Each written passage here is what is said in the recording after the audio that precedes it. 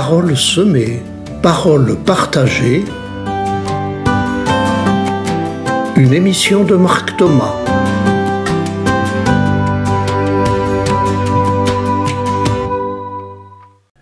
J'intitule cette émission « Une écoute active » ou « Comment écouter vraiment ». Cette émission succède à celle de la semaine dernière que j'avais appelée « Écouter, accueillir » et où je suis parti de 3 exemples de la vie quotidienne pour pointer l'importance d'une écoute sincère. Aujourd'hui, comment écouter dans une écoute active? D'abord, à qui parler?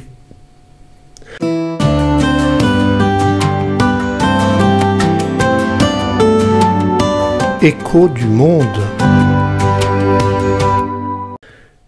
Une amie en train d'élaborer son projet professionnel vient me voir.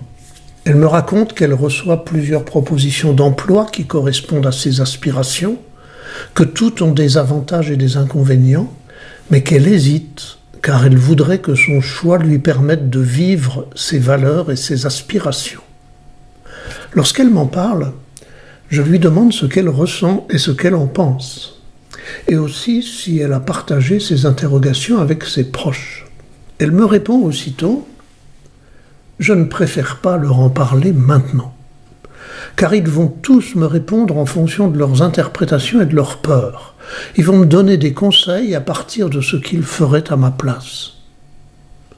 C'est pour cela que c'est à toi que j'en parle, car je sais que tu vas d'abord écouter et que tes questions vont m'aider à préciser ce qui reste flou en moi et à poser mes choix de façon plus juste.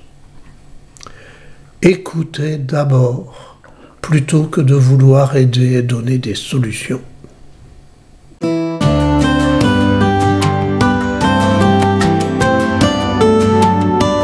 L'ébauche de Marc. Tu ne m'écoutes pas si tu es préoccupé de la réponse à me donner, car tu te centres sur toi, plus attentif à ta réponse qu'à ce que je te dis, et donc tu ne m'écoutes plus vraiment. Tu ne m'écoutes pas si tu me donnes ton avis, car tu interprètes ma parole à partir de toi, de ton expérience, de tes choix, de tes peurs. Et donc tu mets sur mon nez tes lunettes qui ne sont pas ajustées à ma vue. Tu ne m'écoutes pas si tu me donnes des conseils, car j'ai l'impression que tu m'imposes tes solutions à partir de toi, sans chercher à me comprendre, sans prendre en compte mes valeurs et mon histoire. Et donc tu me conduis là où tu voudrais que j'aille, sans me laisser faire mon chemin. Tu ne m'écoutes pas si tu veux trop vite m'aider. Tu vas chercher des solutions pour moi, remuer ciel et terre pour résoudre mon problème. C'est gentil de ta part, mais j'attends plutôt que tu soutiennes mes initiatives, que tu m'aides à croire en moi et en mes capacités de m'en sortir. Sinon, tu risques d'être fier de toi et de ce que tu as fait pour moi, et de me laisser dans une posture d'assister qui me rend dépendant de toi et des autres.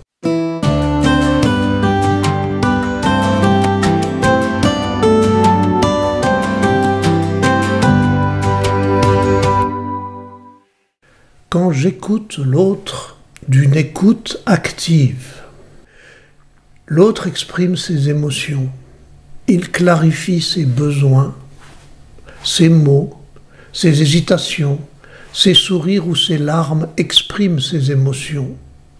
En les sortant de lui, il évite de s'y noyer et il les canalise.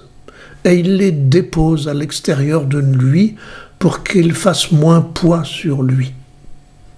Il va donc pouvoir activer ses émotions et s'en servir pour faire ses choix.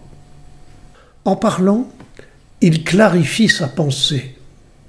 Pour pouvoir parler, il doit penser, s'interroger, exprimer ses interrogations, nommer ses peurs, préciser ses valeurs. En parlant, il prend conscience et exprime parfois des choses auxquelles il n'avait pas pensé auparavant. Mes questions vont lui permettre d'aller plus loin, d'aller explorer ces flous.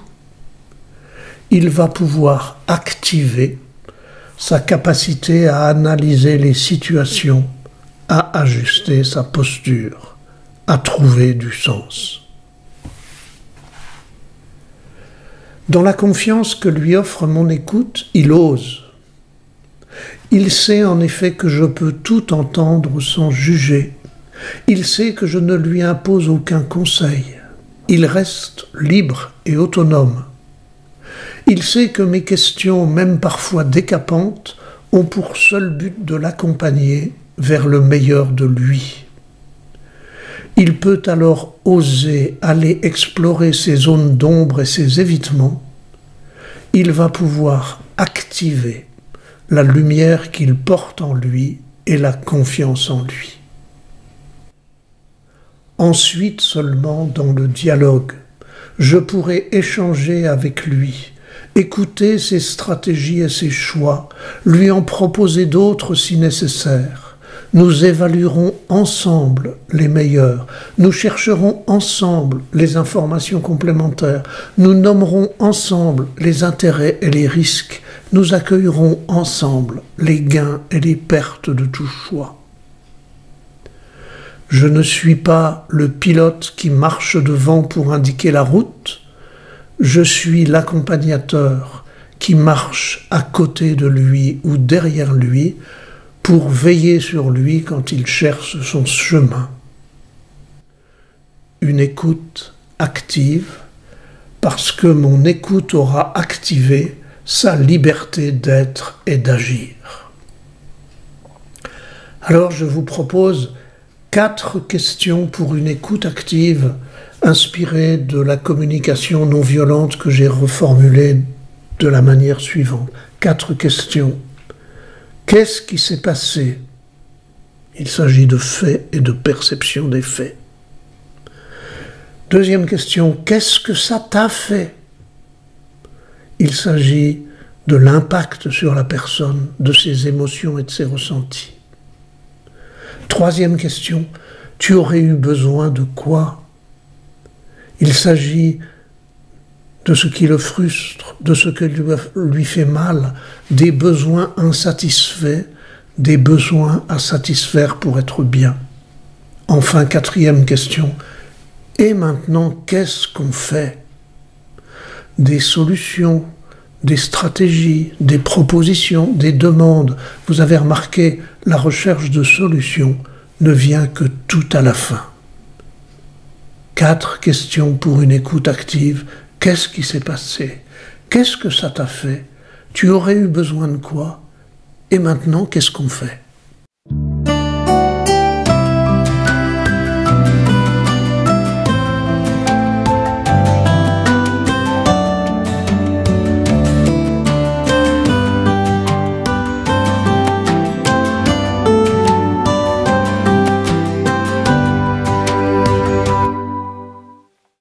Un poème que j'ai écrit il y a quelques années, que je vous partage, intitulé « L'écoutant est une sage femme ». L'écoutant est une sage femme, le psychologue aussi. Il t'accompagne dans l'accouchement de toi-même. C'est bien toi qui accouches de ce que tu portes en toi. C'est bien toi qui laisses sortir de toi une émotion et une parole imprévues, inattendues, créatrice, libératrice, vivifiante. L'écoutant est une sage-femme, le psychologue aussi. Jamais il ne te dit ce que tu dois faire ni penser. Il marche à tes côtés, dans la bienveillance et la vigilance. Il facilite et encourage ta quête et ta détermination. Quand tu veux sortir de toi ce qui t'a pourri la vie, quand tu veux te reconnecter à tes ressources enfouies, toi seul peux les faire émerger parce qu'elles sont ta pépite inaltérable. Quand libéré de tes liens, tu te sens allégé, tu recommences à respirer, à espérer, à croire en toi et à laisser sortir de toi la vie que tu n'espérais plus. L'écoutant est une sage-femme, le psychologue aussi. Comme un bébé sort du ventre pour vivre et grandir, comme une plante sort de terre pour fleurir et fructifier. C'est toi seul qui accouches de toi-même et te redonne la vie.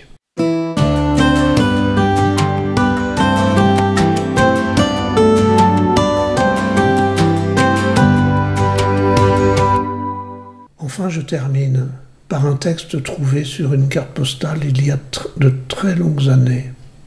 J'avais trouvé cette carte postale à Paris, lors d'une formation. J'étais allé animer là-bas, chez les orphelins apprentis d'Auteuil. Écouter est peut-être le plus beau cadeau que nous puissions faire à quelqu'un.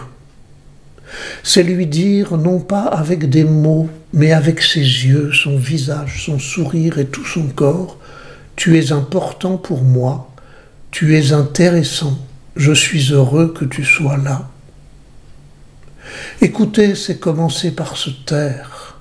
Écouter, c'est accueillir l'autre avec reconnaissance tel qu'il se définit lui-même, sans se substituer à lui pour dire ce qu'il doit être. Écouter, ce n'est pas vouloir que quelqu'un soit comme ceci ou comme cela. C'est apprendre à découvrir ses qualités qui sont en lui spécifiques. C'est être ouvert positivement à toutes les idées, à tous les sujets, à toutes les expériences, à toutes les solutions, sans interpréter, sans juger, laissant à l'autre son espace et le temps de trouver la voie qui est la sienne.